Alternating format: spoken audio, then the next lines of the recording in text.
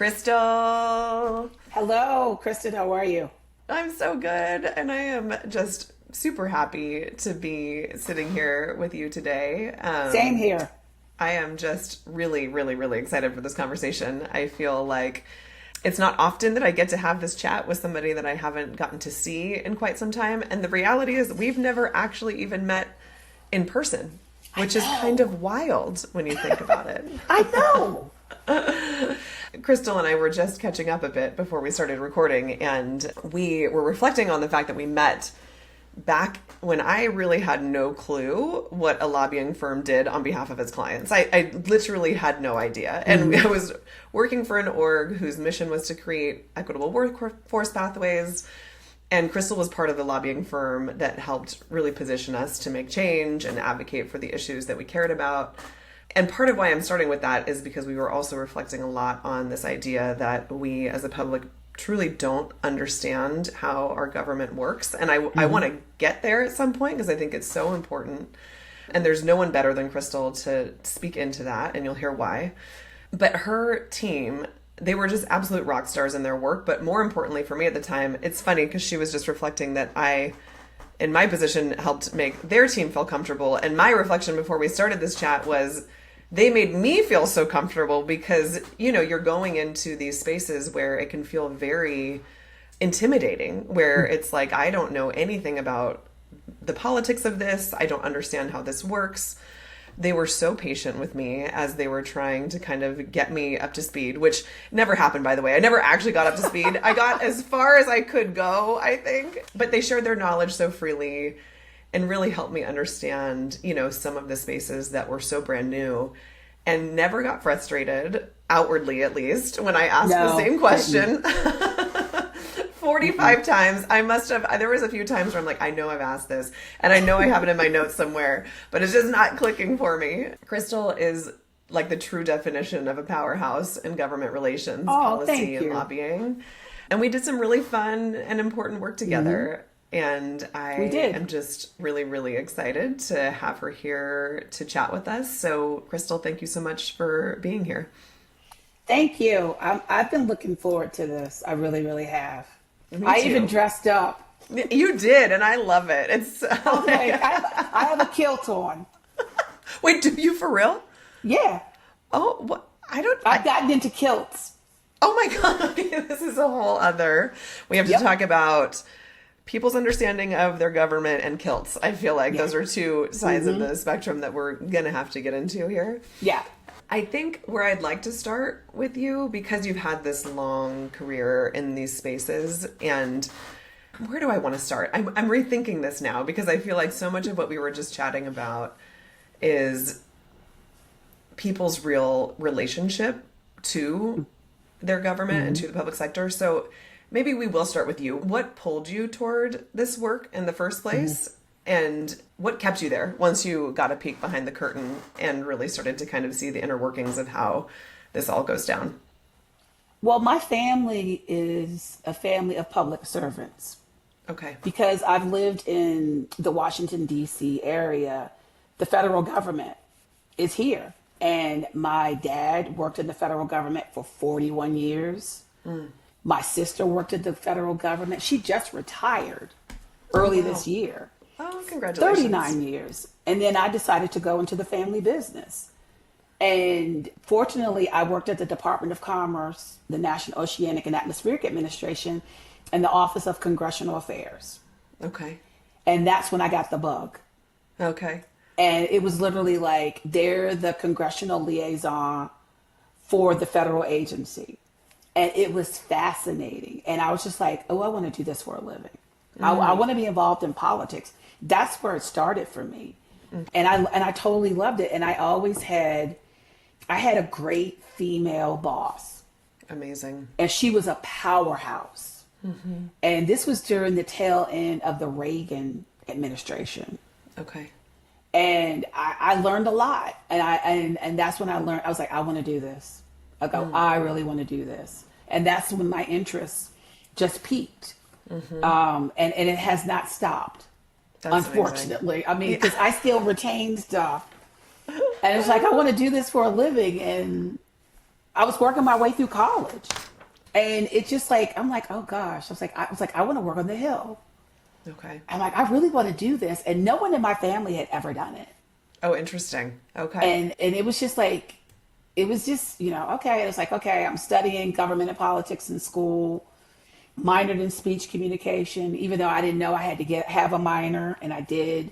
And it just worked hand in hand. And I've done internships, fellowships, and I love everything government. Because it impacts you. Yeah. And a lot of people, like what you said earlier offline with me, when it starts impacting them personally, then they pay attention. Yes. And people need to start paying attention before that. Because if you're not at the table, you're going to be the meal. Oh, is that your quote, or is that? No, I've heard this from other people, and it's the truth. It is so good. That is a T-shirt needing to be made. Yeah. If it's not already. Yeah, and it's just, and I am a political junkie. Even when if I'm like not feeling well, if I have the flu or whatever, Krista and I'm at home watching C-SPAN. Yeah, that's not surprising to me at all. I'm at home watching C-SPAN. Yeah. And it's just like, are you kidding me? And it's just like, and I always try and update everybody on what's going on. And they're like, Crystal, when are you going to turn it off? Yeah. And I do. But, I was like, for me, this is fun. Yeah. This is fun. And thank God for people like you, because then you can also then help, share that back out. I think that the tricky thing is, how do you then make that information interesting and fun for folks who may not consume it in the same way, who may not, turn on C-SPAN for fun, but do care about learning and do care about understanding how things work, right? And I think we were just talking about this. You are the kind of person who can kind of bridge that gap between taking some really complex, seemingly dry information and sharing it back out with the world in a way that goes, oh, wait, okay, I actually get that, or I understand that, or that's interesting to me, or I can see why I should be interested in it. There's a whole rabbit hole that I think we could go down around why you think folks might not be as, engaged with. I am curious if you feel like you've seen that change over the years. Like, have you seen folks become more disaffected, or has this just been a truth since the dawn of time, as far as you're concerned? It's been, for me, it's been interesting. It's just like, it's always been like this, but now it's been exacerbated. Yeah. To a level that I have never seen before. Yeah. That it's the apathy. Yes. And it also has to do with misinformation, disinformation on social media. Yeah. Because growing up, I didn't have Twitter or X. I didn't have Facebook. I didn't have TikTok. I only joined TikTok 2 years ago. Which we need to talk about, by the way. Yeah. And I'm just like, but people, it's just like they get in their silos. And, and it's like, okay, and you would be surprised how people don't even know who their member of Congress is. And I don't think I would be surprised, actually. I think there is we were chatting about this too, how civics is not necessarily taught in schools any longer. And that's problem number one.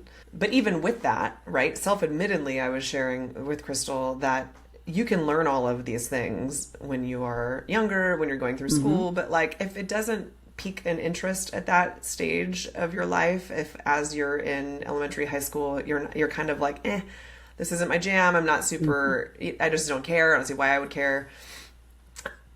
There's a huge gap between that and then when you come into adulthood and you're in the workforce and you're trying to build a life and you're trying to understand. And I have not found any great educational content for what's next, right? Like, it's like, how do we then capture folks? And I feel the same way. I was in, the journalism and media space for a long time. And it's sure we can teach, like media literacy and whatnot in school, but to get somebody to actually care about it, to get somebody to actually understand the importance of why a free press is the backbone of our democracy, you have to live a life a little bit, I think. Unless you are the type of person who've been, to your point, kind of caught by that bug or, something kind of pulled them in.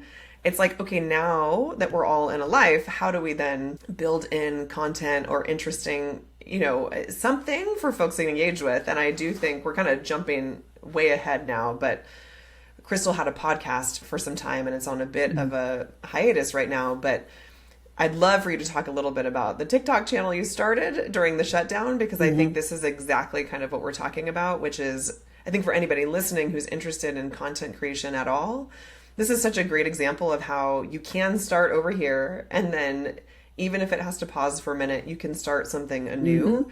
And if you have something to say and you have a point of view, then folks are going to find an interest. So maybe tell us a little bit about why you started that. It was literally because having gone through a government shutdown when I was a teenager, and then having gone through a government shutdown when I worked on Capitol Hill, the frustration of it, and the fact that folks just didn't really understand what was going on. And it was different this time. This shutdown was different. Tell us because why.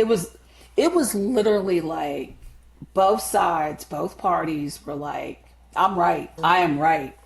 Yeah. I'm fighting the righteous cause. I'm right. Think about it. Did your mail stop coming during the shutdown? I got my passport renewed during the shutdown. I'm sitting there and I go, when I went through the shutdown during President Clinton's time, everything shut down. And so this was different. And a lot of people were like, I just got to the point, I said, I just need to tell folks what's going on. And I would say, hey, I call my followers citizen legislators. Yes. Because that's who they are. Because that's what this country was supposed to be founded on. Politicians were supposed to be citizen legislators. They would go back home once they finished their public service, but now it's turned into something that everybody's like, I don't want to deal with it.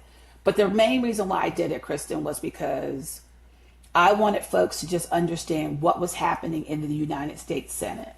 Yeah. And just focusing on the legislative activity with the continuing resolution, not even getting into my political beliefs, just straight no chaser.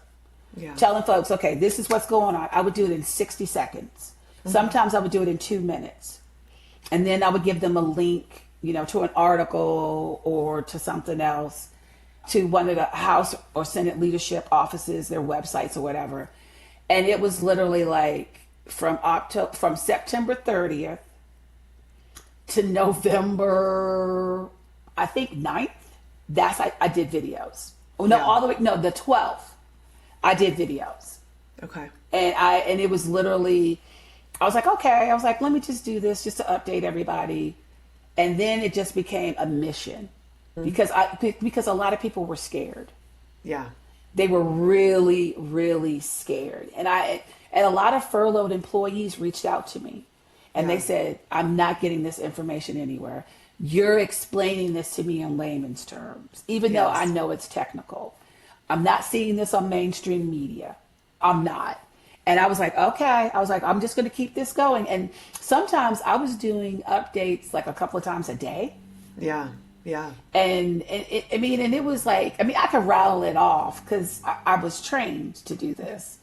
Because I have a certification, a graduate level certification in congressional studies. Oh, I didn't know that. Amazing. Yeah. Okay. Yeah. And I went to Catholic University to get my master's degree.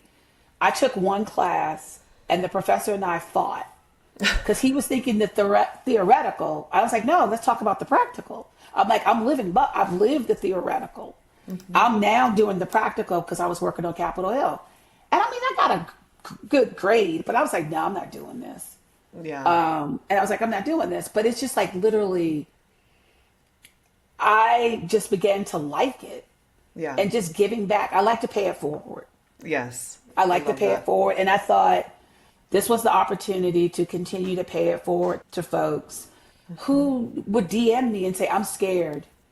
Yeah. I haven't gotten a paycheck in a while.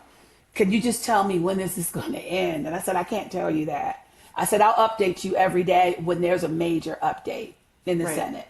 Yeah. Because the House was not in session for 43 days. Isn't that incredible? Incredible? And the Senate was in. Yeah. And so it's just like, I need people to really understand, like, before it impacts you personally, please start taking an interest on the local, the state Yes. levels. Well, and we were talking about this too, like just because it doesn't affect you doesn't mean it's not affecting your neighbor or the person, whatever. Like the fact that you were sharing with me that when you went through a shutdown, early career days, you never got retroactive pay. No. And I truly don't think that people have a full awareness of just how much you can hear these words said, but when you really think and sit with, what would I do if I didn't get paid? How would I live? How would I function? Imagine the fear, and to know that there are people in the world that are operating from a place of fear and from that to me is, there has to be more empathy than just, it's not just, I get it. We're all busy and we all have busy lives and we have to care about what's in front of us. And might we be a little bit more informed about what the folks that this is actually affecting, what's happening for them. So I love that you did that. And I love that you are continuing this mission forward because I think we need it. And I think people are interested, even if but it can feel so. I was chatting with a friend of mine, Kate, recently, who's very into policy data wonky. But she uses language that humanizes everything in such a way that, and because it's such a human issue, all of these things are human issues at the end of the day, but we use terminology that can feel so removed from the human aspect of it. And that's something I respect about her. It's something I respect about you, because the way you help educate really is in this way that it feels like I can digest it and I can understand it. And that's a real incredible skill to have. You have to tell us the name of your TikTok channel because it's so good. And it was the podcast, which will come back at some point. So you have to share it. Topless Government. Yes. Blowing the top off how your government works. I love it. That is in my profile, on my TikTok profile. Yes. And people are like, what? And when they look me up, they're like, Crystal, we've got something else. We didn't get you. I said, I'm sorry. I said, it needed to be provocative. Yes, I agree. Because I'm trying to draw you in. And then once I draw you in, then I'm like, we'll share with you. Oh, so this is what happened. I mean, some of the episodes that I did, I love Schoolhouse Rock. Yes, so good. I celebrated the 50th anniversary. I did an entire episode on Schoolhouse Rock. I love it. I did. And I also, because I used to work for a Louisiana member of Congress, Mardi Gras. We have Washington Mardi Gras every year here in D.C. Okay. I did an entire episode on Washington Mardi Gras. That's so cool, though. Again, there is fun stuff here, too. It's not just... It's not. In the White House Correspondents' Dinner, I did an episode on that. I love it. I mean, it's just one of the reasons why I'm able to do this is because I worked on the Hill. And one of the things that I was trained when I was getting my graduate certification in congressional studies, I had to do the elevator speech. Yeah. And the moment that I started working for a senator, I had to do the elevator speech. Yeah. Literally, I got on the elevator with him. Yeah, literally, the actual elevator. Yeah. And I'm explaining to him in rapid fire, because we're going to the Capitol to talk to one of the appropriation subcommittee chairmen to talk about our priorities. And I had to do it in 5 minutes. Wow. Yeah. On a crowded elevator. And then there have been other times when you're advising your member, you have to be up to speed on everything. Yeah. He testified in front of the Rules Committee on several amendments that I drafted. He had to defend that. And then I had to explain to him in 5 minutes. And then he had to go and sit in front of his colleagues. Yes. And so it's rapid fire, and that's what's trained me over the years. Yeah. Was that. Yes. What a skill. I feel like this is for anybody who has any fear of public speaking, raising my hand. To. Did you? Okay, so I want to talk about this because I think this is fascinating. This is when I was with, so the company that I was with when Crystal and I worked together, we went to the hill. We went and descended upon the hill with all of our, notes on what we wanted to advocate for. And it was a true, for anybody who has not experienced anything like that before, it is a real wild thing to be in these spaces. You have to remind yourself these are also just humans. I feel like we can really kind of put politicians on a pedestal, whether the pedestal is one that you want to see crumble or not. They're still on a pedestal. It's intimidating. You feel like they must be 4,000 times smarter than you, and they must be, so you can work yourself into a moment of like, whatever. And it was so fascinating to me to watch our team and who just kind of naturally was able to share the story of what we cared about, why we were advocating for what we were advocating for. Yes, data matters. Yes, numbers matter. And if you're not telling the story of why we care about this, then it would always fall flat. And so there had to be some connection to the story of it all. But I hated this more than anything.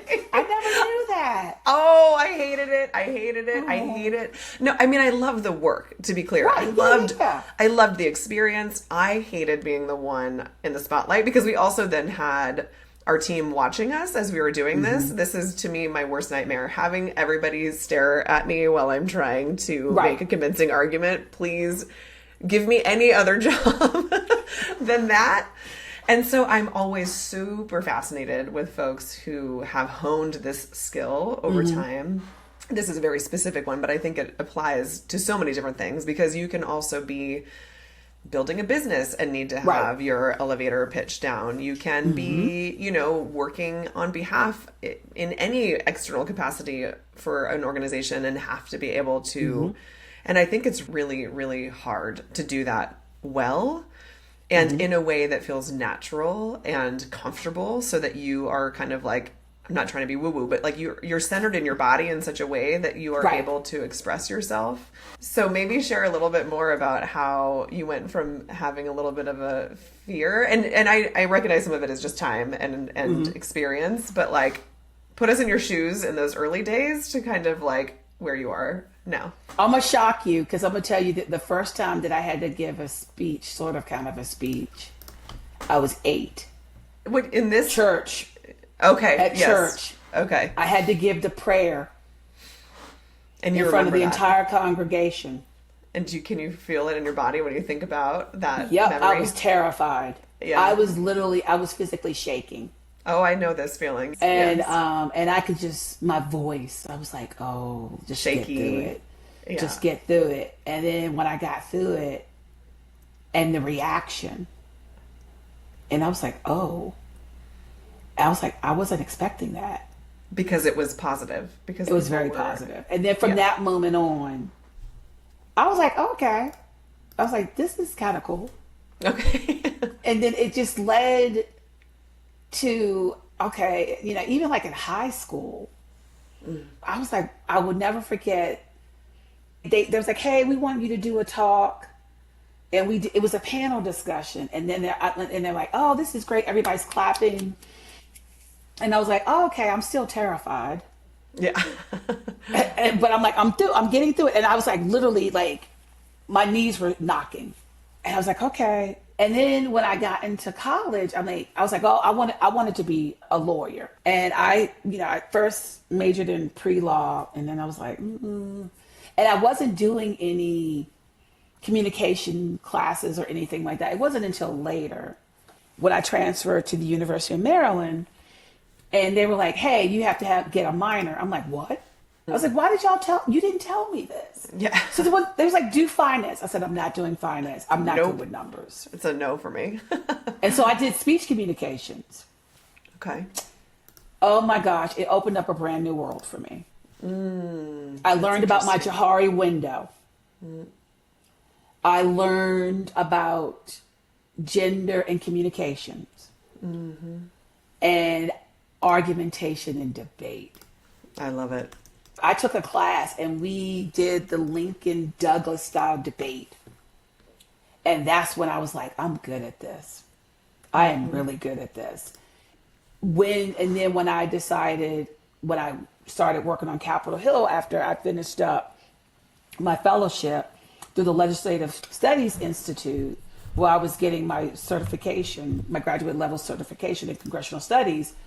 One of my professors was the Senate parliamentarian. Oh, wow. And I learned from him, God rest his soul, Bob Dove. And I learned from a Congressional Research Service, Alana Nichols.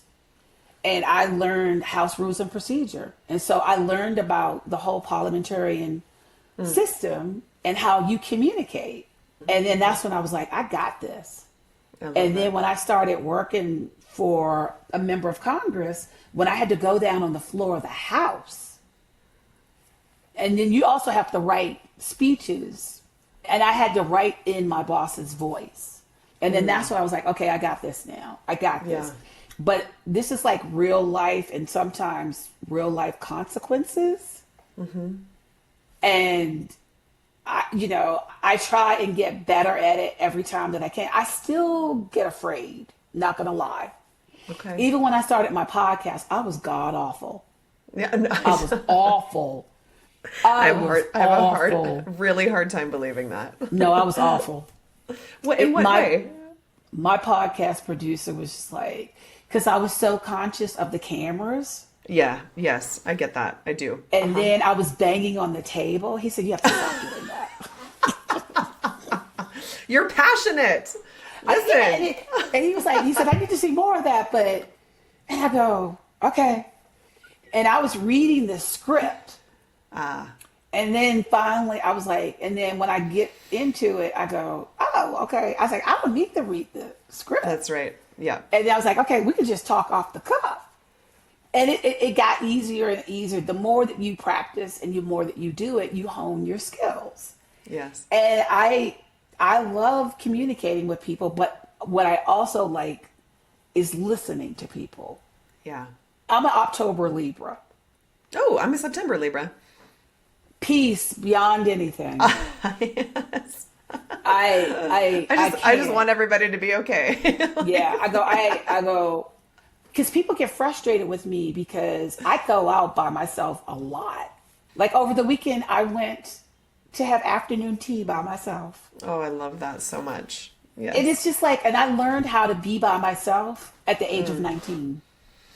That's so interesting. I'm so curious about how all of that plays into like how you show up grounded and centered. And that was it, because I learned that I had to work on myself first before I could be a well-rounded human being. Yeah. I mean, and this plays into me being a lobbyist and an advocate, because one of the things throughout my career, I would only stay in jobs for 2.5 years because I wanted to learn certain skill sets, and then I moved on. And I was penalized because of that. But I was like, I don't care. I said, I see something that other people didn't see. Yeah. I didn't know where my path was going to go, but I was like, I knew it was a path that was going to involve politics. And I said, okay, I need to learn I've worked in state government. I've worked in city government. I've worked in the legislative branch of government on the federal level. I've worked in the executive branch of federal government. I've worked in corporate America. Yeah. And I said, I need to learn different skill sets to be well-rounded. And it's helped me out a lot in my career, which has been great because I don't want to be a one-trick pony. I just don't. Yeah. And to be honest with you, Kristen, I'm wired differently because I think outside the box. Yeah. And I had to learn that at an early stage of my career. You know, being a woman and being a Black woman, I had to learn how to maneuver because I live in two worlds. I do. I live in two worlds. And I continue to struggle. And a lot of my friends and family have seen that. And it's just like, you know, that's a part of it. It's just like, okay, you're in different worlds. You're trying to figure out how to maneuver. And you have to like take a step back and observe. And I think that's part of the communications part of it that has helped me a lot. Particularly body language. that has helped me out tremendously. Yes. Tremendously. And will continue to. I feel Yeah. like I was just chatting about this with Kate also around the advent of AI. She's all very interested in, the equitable workforce Yeah. pathway conversations. And I was asking her about with the conversations happening around higher education and AI and, do we feel like it might be an opportunity to quote unquote level the playing field a little bit more or is it going to just exacerbate this massive gap that we already have between, folks with access or opportunity and whatnot. And we were talking about how folks who have lived a life and who have had to learn to read a room and who have had to learn the subtlety of what it means to be in conversation and to know that this subtle little thing in your face might trigger something for me to be aware of or ask a follow-up question. Like for now, and hopefully for the foreseeable future, AI cannot replace that. No. Right. That will be a skill set that it will be hard. I think, I don't know this. I'm not smart enough about AI to really have any clear opinion about it other than we can only hope that these are the kind of skills that will continue to help set us apart from the types of things that AI cannot do. I'm really curious too. I feel like you were just sharing something that I think is super important, which is when you started your podcast, you said you sucked. And I think I did. Yes, or whether that is true or not, there is something about starting something. And I feel that deeply. I mean, when I started this over the summer, I was so cringy when I had to go back and rewatch it to edit it. I edit every single one and make sure that, it has a flow or whatever. And having to hear my voice, having to see my face, it was horrible, horrible, horrible. It was like the worst ripping the Band-Aid off I think that I've experienced in a very long time. Now, even after the first 5, I was like, okay, this doesn't feel as bad as it felt before. Now I'm in a place of it's true enjoyment. And I think you have to find things that you're willing to continue to put effort into, even if you suck. And I think that we as humans, that's really hard because we want to be really good at things right away. Yes. And so but I'm hearing you say that in general, even in the spaces that you occupy, you've had to continue to just keep showing up. You've had to continue to keep putting yourself out there. This is something that is a hard-earned kind of skill, honestly, that you, right? You have had to navigate arenas and spaces where you were the only woman. You've shared with me now, the only Black woman. I think that I'd be curious if you see it that way, if you now look at some of the other things that you've started or, jumped in on, do you think that those two things are kind of interwoven as it relates to just having to continue to show up and be seen? Yeah. Yeah. Particularly, so I'm going to bring up one of my former favorite shows, Scandal. Oh, it's so good. Side note, have you read Shonda Rhimes' book, Year of Yes? No, I need to. Read it and put it on the list. It's so, so, so, so good. Anyways, continue. Yes. The one episode with Olivia and Papa Pope, and when he finds out that she's the president's mistress. And they have that conversation as he's about to put her on that private jet. I always tell people, my father and I did not have that kind of conversation in that context, but he drilled in me early on. He's like, as a Black woman, you have 3 strikes against you. You're Black, you're a woman, and you're smart. Oh. Yep. Wow. Hard to hear, but he basically was like, you're the smart one. He's like, you're the smart one. And so you're going to have to fight that fight. And when I tell people, I said, if you look at that episode and the daughter and the father are having that conversation because in his mind, she's messed up because she's the president's mistress, but it's what they're saying to each other. And it's literally that conversation. My father said, I always had to work 3 times as hard. Yeah. Always. And I'm going to be honest, I have been struggling with that, with everything that has been going on. Some of that, I believe personally for me, is a lie. And What do you mean? What do you mean by that? It's what literally like you work hard, you get rewarded, and everything is going to be fine. And you do the right things and everything's going to be fine. I was like, no, that's not really true anymore. Right. And it's become disillusionment to me. And it's been hard. And I've had to face a lot of hard truths of late. And it's just like, and now that I've gotten older, I was like, you know what? That was how my parents were brought up. I have to start thinking in another manner, and I have to start maneuvering in another manner. And I've been doing that. I'm trying to do it better. And I've been trying to like teach younger women, like, hey, you don't always have to do what your parents did. Yeah. You know, this is a brand new world, brand new circumstances. And I mean, but it's difficult. I mean, because I'm a Generation Xer. You know, we're the forgotten generation. Yeah. You know, I mean, I was, brought up to be very independent.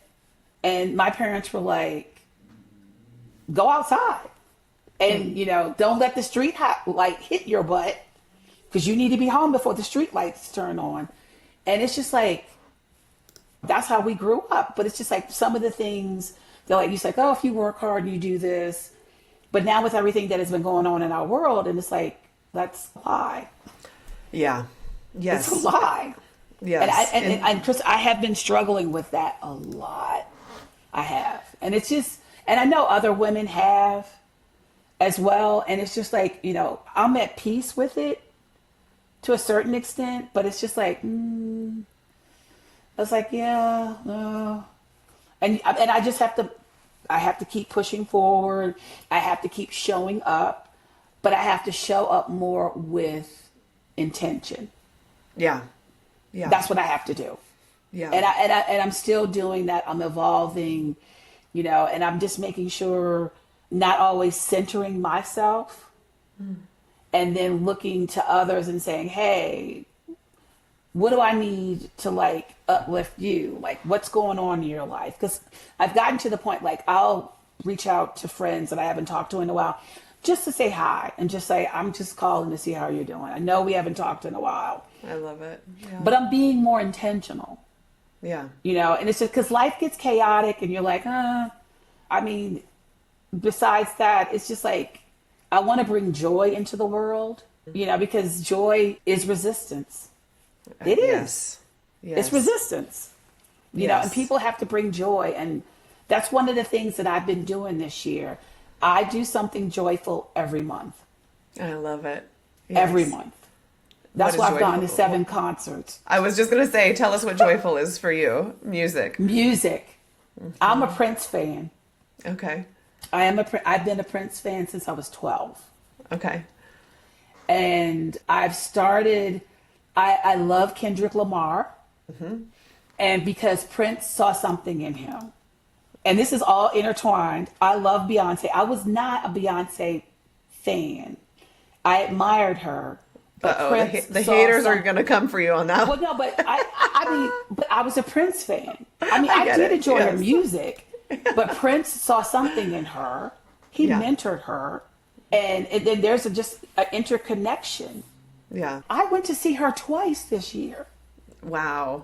Yes, and I've heard every time it's different. I've heard she's just beyond. Yes. Saw her in DC July 7th. It was hot. Oh my gosh, it was so hot. Then I flew to Vegas. Also hot? Yeah, it was her last tour. It was her last concert date. Oh, amazing. I flew in the day of the concert, Kristen. Oh my gosh. And then flew out the next day.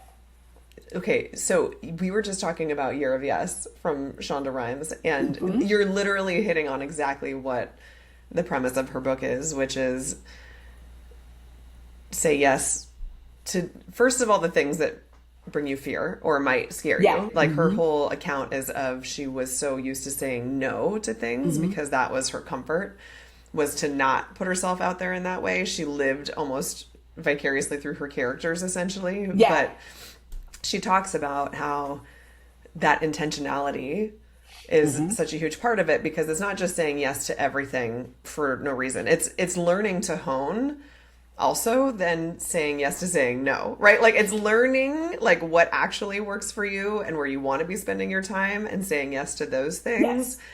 But with that is also saying yes to yourself, which is that can also then mean a no for the things that either make me feel uncomfortable or do not feel like they're worth my time, or, you know, whatever it is. And so I love, you know, something that you were sharing earlier too offline was that you are enjoying your life. There is an enjoyment there, and that you're, you know, having fun. And I think that for me is truly the North Star.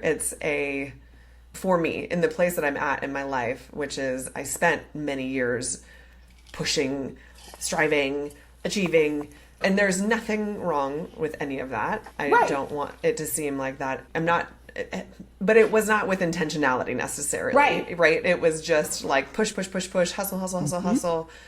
And now that I've had a few years of reflection, that intentionality comes in differently. And I think one of the words I keep coming back to actually is not fun and joy are important, but it keep coming back to juicy, which is like, I want my life to feel juicy. I want it to feel filled with all the things, which is, yes, joy and fun and adventure, but also heartbreak and sadness because, you know, and frustration and all of the things, because that is, you know, what a life is. But I think I spent a lot of years maybe trying to only chase joy and happiness because that's what felt right at the time. And now in reflection, I go, no.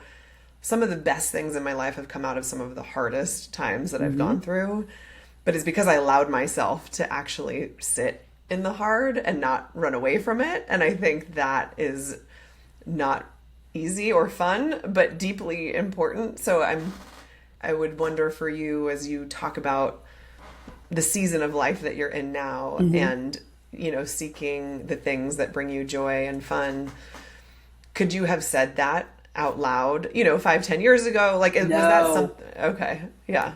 Because because I was so driven. Yeah. If you'd have met me when I was younger, you would not have liked me. I was driven.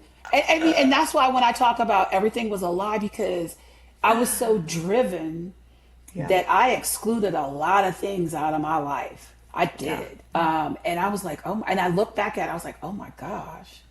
And I look at pictures of myself, and a lot of my friends are like, you are completely different from the first time I met you. Interesting. And it's because I was so driven. And now I am at a point in my life, personally and in my professional life, that I'm like, I do things with intention. I want to be more present. Particularly like when I'm at concerts. Because you know how everybody has their phone up. I try and they're not like to do recording the whole thing. Yeah. I did that at Beyonce's last concert because her husband came out. And I'm like, oh my gosh. And then Destiny's Child came out and I couldn't help myself. Yeah. But I've been trying to live in the moment. And I've been doing that better. And just when I'm out with friends, having a great meal, having a great glass of wine, or even I'm, you know, at family dinner, just being there. Because I put my phone away. Yeah. And, you know, I've been trying to teach my nieces that. And I'm like, I want to be more present. I'm like, I really, really do. And I'm like, and I've been working on this and it's been great.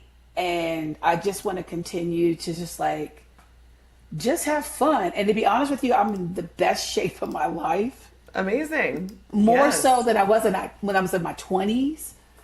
And it's just like, wow, like, this is great. And I'm like, I feel wonderful. And I'm like, I could do so much. And yeah, it's great.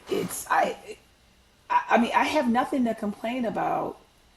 I'm like, there are things to complain about, but it's just like in the grand scheme of things, I'm content. For the first time in my life.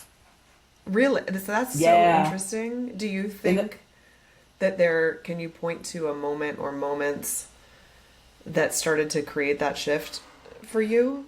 Yeah. It was when I left my former firm and I took the leap of faith of starting my own firm. And that's when I figured out, I was like, oh, how am I going to do this? I've never done this before. And it's trial by error. I was oh gosh. And it was hard. Yeah. Because I literally had to put myself out there in a way that I hadn't had to do before. And it was difficult, but then I learned a lot of things about myself. And I was like, whoa, I can really do this. Yes. Whoa, I'm really good at business development. I'm like, I can hustle. I could do this. And it just became like, okay, you have learned more about your being and just getting it done. Yeah. And that's what I was like, okay. I was like, I get it now. I was like, I get it. I was like, I don't like it. I didn't like it. I didn't. Doing your own thing. Because it was hard. Yeah, it was hard. Yeah. It was very, very hard. I mean, printing out the invoices and billing clients and the lobbying disclosure form reporting, the financial reporting. And you're like, oh my gosh, when is this going to stop? Yeah. Never. Never. But I was just like, But I decided to go with another firm with a friend of mine that I've known for over 30 years. And, he makes it possible. He and my colleagues make it possible for me to be content. Yeah. I mean, this is the first time in my life that I'm working with a group of people. I mean, it's only the four of us. That's it. And I find joy in them. And it's nice to come to work. And especially that we get 2:00 snacks. Yeah. And happy hour Sign on me up Wednesdays. for that. Yes, please. Yeah. But it's just like, I'm content. And it's so nice. It really, content. really is. Content is the word. I feel like that is,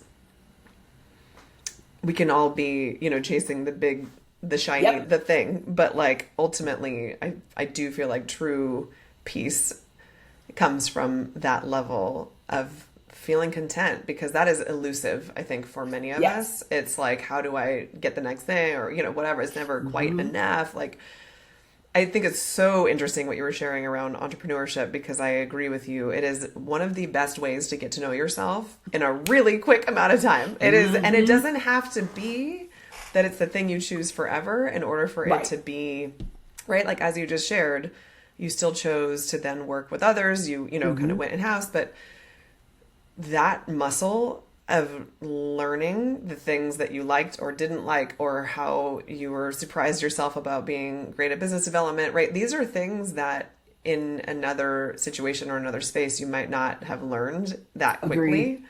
And I think if I could share anything with anyone who's even considering it, it's like, just go for it and try it. Because even if at the end of a year, 2 years, whatever, you decide that's not the path for you, you will have learned so damn much. Agreed, yes. About yourself. I mean, talk about seeing a mirror that you might not be wanting to see. Exactly. But it's a great learning opportunity, because you are doing everything.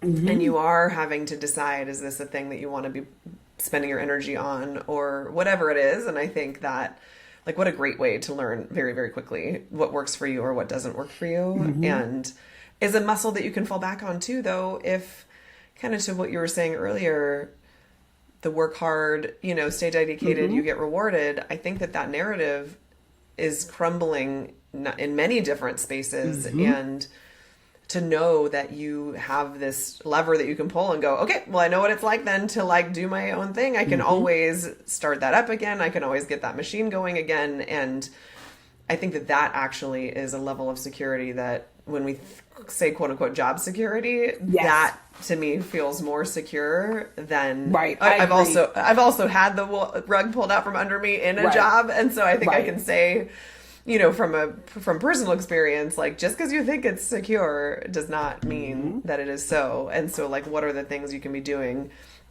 to create that kind of, also your other point around being well-rounded, like, yes, it's amazing to be an expert in something. And I am so in awe of the people that, have chosen a path, but there is something, I think, to then what is the mechanism or the vessel for that can shift, right? Like, the way you're doing that in the world It does not have to be for this one organization that you've been with for 20 years. Right.